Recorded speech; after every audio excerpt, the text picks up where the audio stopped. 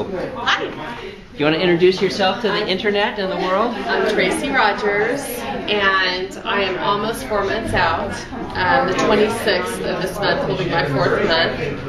I feel like I have gotten my life back. I'm down, I would say, 51 pounds. It has been a very easy transition for me. I really have not had any problems. Right now, you go through different phases of what you experience, whether it's at first no hunger, and then you get really hungry and you're learning how to eat frequently and all that. And one of the latest things I've just been through is an enormous amount of energy. Seriously, I could just run circles around anybody. I cleaned out my entire 2-car garage last week, and it was packed. The day before that, all my kitchen cabinets, and I could just keep going. I feel like I have a life. I want to wake up in the morning. I'm off of all medications. Oh, really? Remind me, what were you on? I was on 3 high blood pressure meds, and I guess one of them were 2 combined, so really 4. Wow. I have no high blood pressure. I was on antidepressants, off of everything. Wow. What else? Lipitor. I was taking 7 pills a day. You still are, they're just different. They're different pills. But you know what? You feel good when you take the good pills, the supplements. And yeah, vitamin. I had a patient like that. One time I said, boy, you must be happy you're off all these pills. She goes, I still take the same number of pills.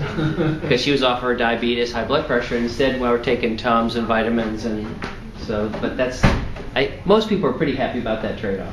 Yeah, you feel good. You feel good. You feel like you're doing something good for your body. Other than that, we were just in town on a business trip, and we decided to stop in real quick and just say hi and encourage everyone who's going through it. You're about to get your life back. Maybe I need an estrogen patch. I feel emotional. Oh. How about any questions? Anything we need to answer? Anything that hasn't been clear for you, or that we should go over or talk about? Or I'm trying to think if there are any questions. I think one of the things that I deal with is, now if you eat salt or whatever and you're out, you can run through Del Taco and get French fries to put salt on them or whatever. Well, from dieting my entire life, especially very strongly for 25 years, the last 25 years, French fries were no. And so I still have mental tapes where I'll feel guilty for eating that French fry, but yet at the same time, am I making sense? yeah, and I think that's worth commenting on. Number one, a French fry is different than an extra large French fries that are part of a Big Mac and a Diet Coke. So a French fry does not get listed as the healthiest food in the world. So the part of that, there is a hint of that being right. On the other hand, one of the nice things about the MGB is if you radically slash the total number of calories and fat in your diet, then an occasional French fry or cheesecake or potatoes or anything like that then becomes okay because it's a small treat. I'll wager that all the diets you were on in the past always had that kind of 1 day a week or 1 meal a day where you could splurge a little bit and treat yourself. Okay. And so French fries are not a terrific food.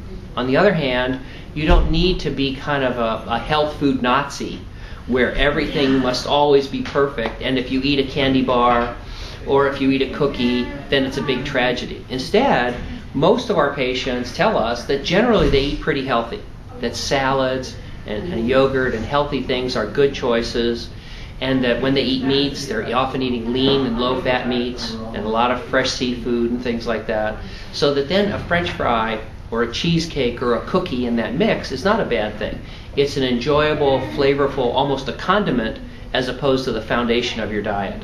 And so you should look at it and say, yeah, this is not the healthiest food in the world, but every minute of every day doesn't have to be stuffed with just lettuce and sprouts.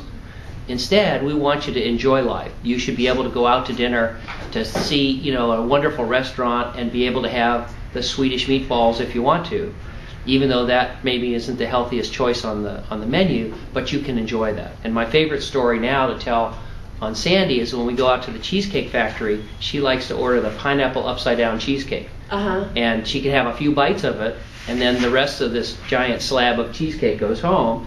and she can enjoy that. And we want you to feel the same way about those French fries. That's such a whole new concept. The French fries, You've dieted your 4 or whole 5. life. That's the most. I had some last week, 4 or 5 French fries. Yeah, you can't and eat. then you're just like, but then, you know, if they're greasy and stuff, you're not going to desire French fries after it goes through you. Well, you know, one of the things that we've noticed has been pretty interesting is that I know in the long run we'll probably pay for the surgery is we'll go out to eat, it's one meal and we share it. Instead of us Yeah. both, so it's like Yeah, we we got to never eat, order it's 2 like, meals. you know, $25 instead of 50 because we just never order 2 meals anymore. We order 1 meal. We actually don't usually see that. What we usually see is people go ahead and still order the regular meal and don't eat it and take it home. Yeah.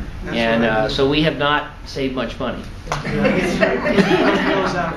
No, yeah, we're not seeing that.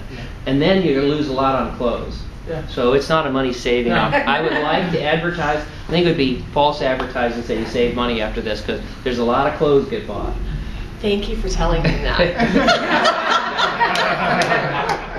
So Clothes. if you, you haven't seen Watch for anything the yet. cells. Also, as soon as, you know, once we start to get into single digit dress sizes, then the clothing goes up exponentially.